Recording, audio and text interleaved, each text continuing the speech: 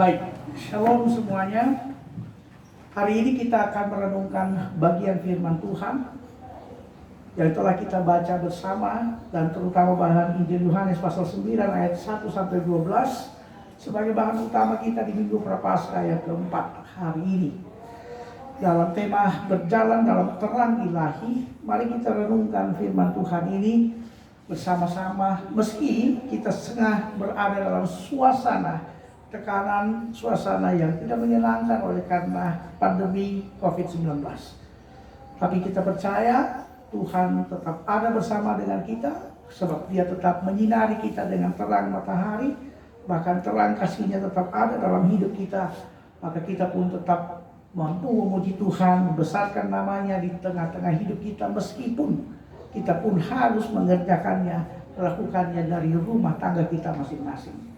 Saudara yang dikasih oleh Tuhan, hari ini cerita tentang penyembuhan Tuhan Yesus terhadap orang buta yang sejak lahir yang dicatat dalam Injil Yohanes pasal 9 sampai ayat yang ke-12 sebagai bahan utama kita hari ini, menjadi pusat perenungan kita untuk menggali makna pesan firman Tuhan berjalan dalam terang ilahi. Ada dua hal penting saudara-saudara, paling tidak kita boleh catat dalam perenungan kita hari ini. Hal yang pertama, bahwa mari kita merenungkan semua peristiwa yang terjadi dalam hidup ini sebagai cara Tuhan untuk mengerjakan pekerjaan-pekerjaannya. Atau biasa kita mengatakan, biarlah semua hal yang kita jumpai dalam hidup ini kita lihat sebagai cara Tuhan dimuliakan dalam hidup. Saudara, kita melihat tadi bahwa ada seorang buta yang sudah kecil, sejak lahir malah dia buta. Dan dalam perjalanan Yesus menuju Yerusalem, Dia melewati suatu tempat di mana ada orang buta yang sejak lahir di situ. Dan sambil lewat, sambil Tuhan Yesus melihat bahwa di situ ada seorang yang buta sejak kecil. Dan apa yang terjadi saudara-saudara? Yesus melihat, itu poin penting. Tapi saudara-saudara, Yesus tidak hanya melihat seala kadarnya, atau tidak hanya melihat sekedarnya, tetapi Yesus melakukan sesuatu dalam pandangannya kepada orang yang buta sejak lahir itu.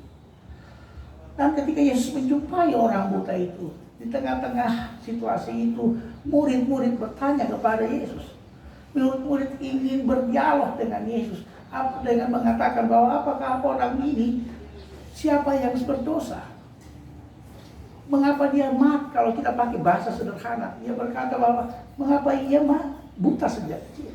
Siapa yang berdosa? Apakah anak ini yang berdosa atau orang tuanya yang berdosa? Saudara, mari kita lihat. Murid-murid malah mengajak berdiskusi.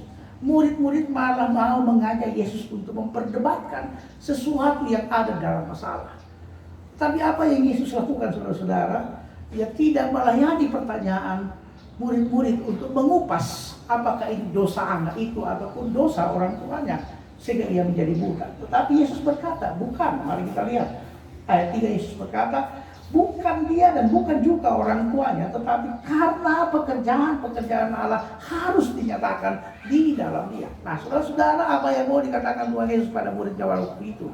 Dia mau mengatakan bahwa orang ini buta bukan karena dosanya, juga bukan karena dosa orang tuanya, tetapi ia buta sejak kecil karena ada pekerjaan-pekerjaan Allah, karena Allah ingin dimuliakan di tengah-tengah persoalan yang menimpa kehidupan anak muda itu yang sudah buta sejak kecil. Mungkin kita akan bertanya, oh kalau begitu betapa jahatnya Yesus, mengapa pekerjaan Allah harus dinyatakan dalam kebutaan? Mengapa Yesus bekerja harus membuat kita tersakiti? Mengapa harus membuat anak itu buta? Saudara yang dikasih oleh Tuhan, bukan itu maksudnya. Mari kita lihat, begitu banyak orang yang terbatas dalam hidup, toh dia punya kemampuan yang luar biasa. Banyak orang buta, tapi dia bisa main keyboard, dia bisa main musik, dia bisa melakukan banyak hal, melampaui orang normal. Artinya yang mau dikatakan Tuhan Yesus adalah, dalam kebutaan orang itu dia mau menyatakan bahwa ada kuasa yang pada dirinya yang membawa anak muda itu untuk tetap bisa melakukan apa yang besar di mata Tuhan. Sama dengan kita saudara-saudara.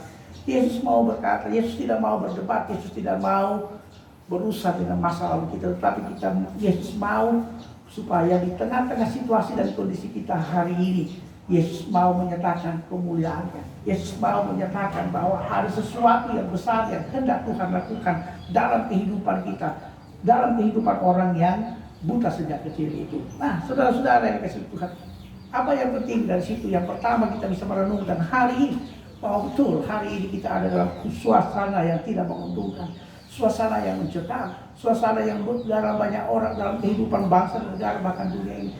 Mungkin kita ada dalam ketakutan dengan ancaman bahaya COVID. Kalau saudara, apakah ini berarti ada dosa? Apakah ini berarti bahwa ada sesuatu yang menyebabkan ini karena perbuatan manusia? Tidak. Yesus mengatakan dari itu kita yang imani saudara bahwa bukan karena dosa, tetapi karena ada pekerjaan-pekerjaan Allah yang hendak Tuhan nyatakan lewat peristiwa ini.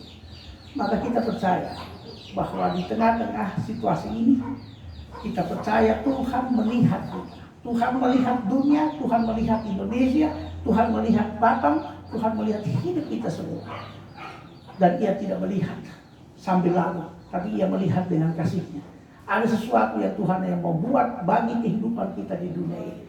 Ada sesuatu yang Tuhan ingin buat bagi negara kita, bagi bangsa kita, bagi kota kita. Maka mari teduhkan hati untuk melihat pekerjaan-pekerjaan Tuhan apa yang Tuhan hendak nyatakan di dalam peristiwa yang tengah kita alami.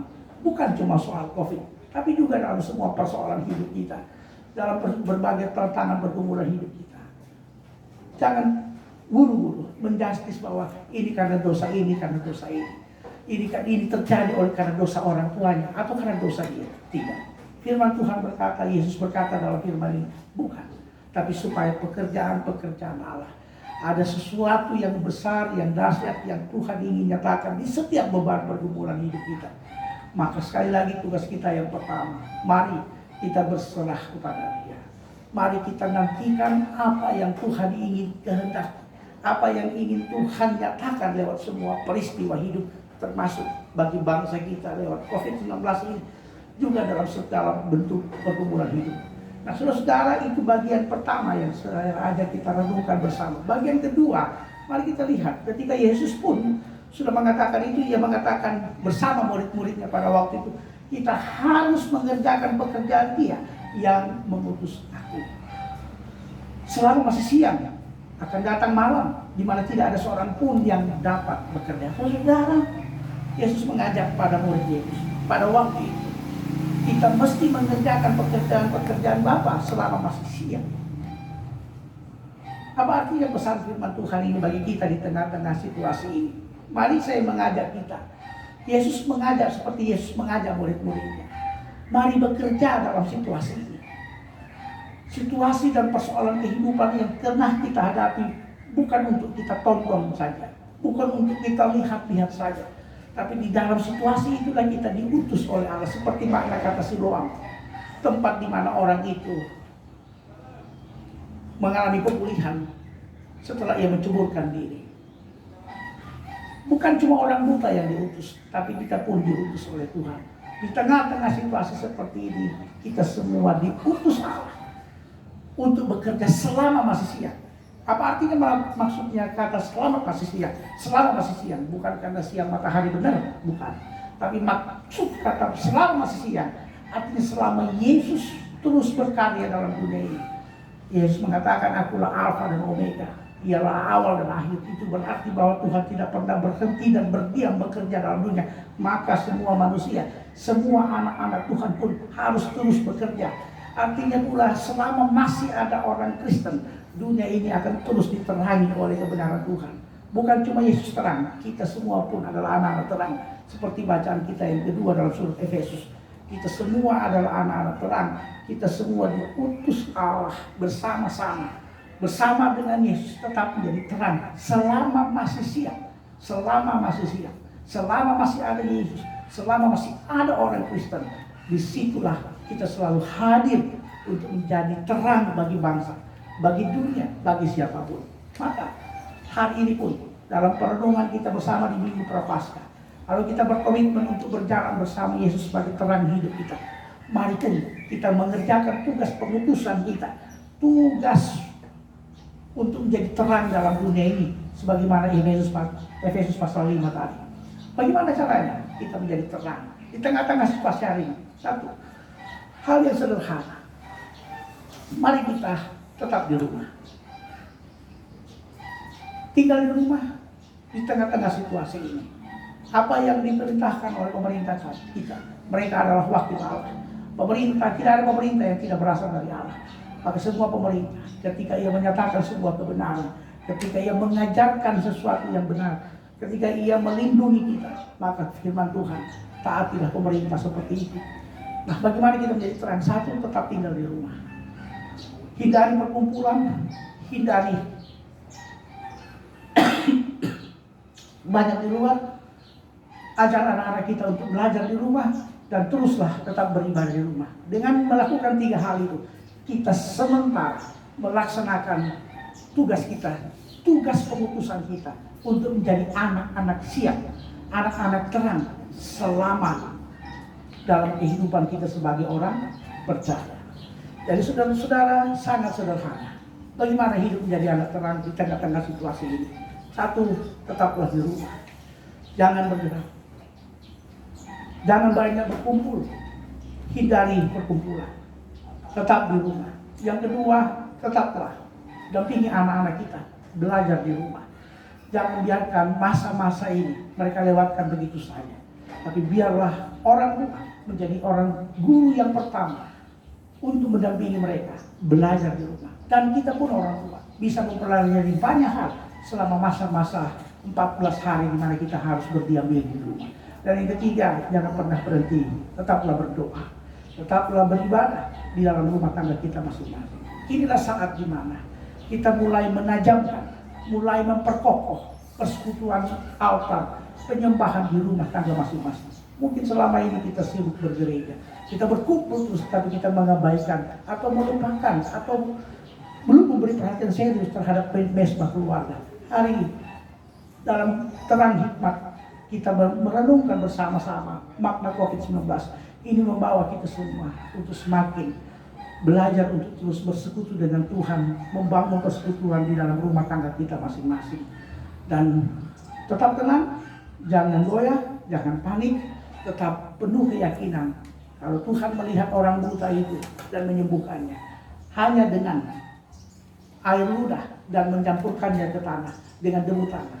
Tuhan punya banyak cara untuk menolong kita semua, menyelamatkan kita dari beban dan pergumulan COVID-19 ini. Maka teruslah percaya, yakin padanya, dan teruslah menjadi anak-anak terang di tengah-tengah situasi ini. Tuhan memberkati seluruh jemaat Tuhan, memberkati kamu semua di dalam menjalani hari hidup. Berjalanlah dalam terang Allah setiap waktu. Amin.